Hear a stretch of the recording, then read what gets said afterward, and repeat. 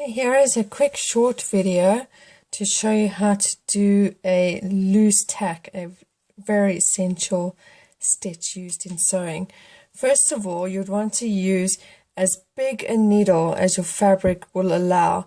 You don't want to go so big that it damages the fabric, but you don't want it to be too small because then it actually takes more time than is necessary. A bigger needle will allow you to save time and to make those stitches.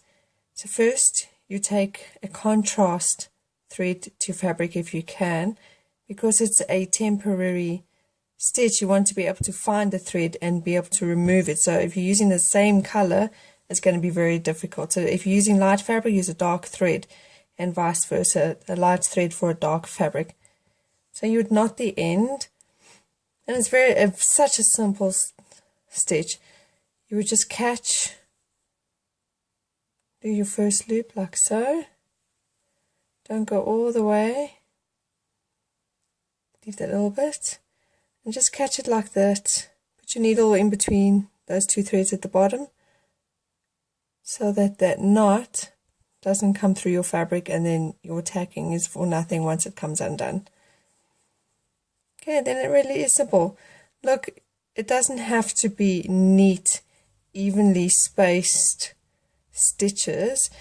You want to get, if you're going to be using it for gathering, you want the spacing to be even, just to get those even gathers. But it doesn't have to be terribly neat because it is a temporary stitch. The only thing you need to do is make sure it falls within your seam allowance. So not past your seam allowance, it has to be within your seam allowance. Quite often the reason for this is you don't want it to catch in your stitching, and then you have a little bit of color thread stuck in there because it's so difficult to clean out the stitch if it's caught in your stitching. And as well, if you're having clients come for fittings, it'll look much neater if they can't see that contrast color. And if you can sometimes serge or overlock the contrast thread out without having to now cut it out. To do it within your 1.5 centimeter or 5/8 of an inch seam allowance. And it is that simple. It doesn't have to be neat, it just needs to get the job done. And if you're using gathering, once you've done that, if you're using it for gathering purpose, just have the thread loose, and then you just gather your fabric as you need it to be done. Short, sweet and simple, just like that.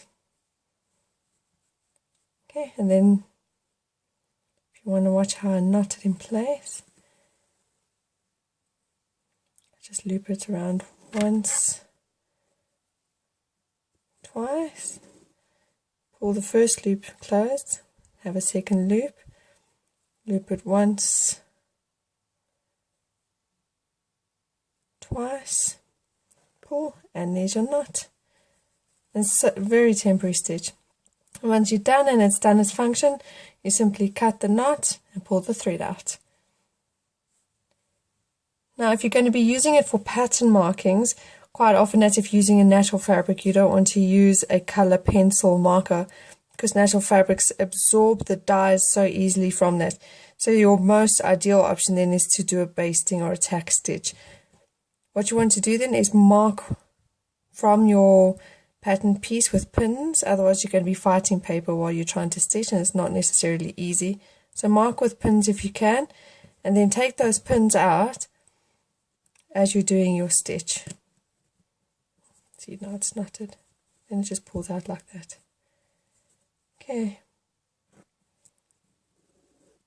And then again, yeah, you need to stick to the lines, simply to make sure that you are getting your markings done right. You don't want small darts and large darts and it'll affect the sizing of your garments. You have to make sure they are the correct size. But once again, it doesn't have to be a terribly neat stitch. It just needs to get the marking job done. I mean, once the marking is done, you're literally going to fold it, pin along there, and then you're going to sew right next to, like a millimeter on the inside along that stitch, so that you don't catch a stitch in your permanent stitching once again.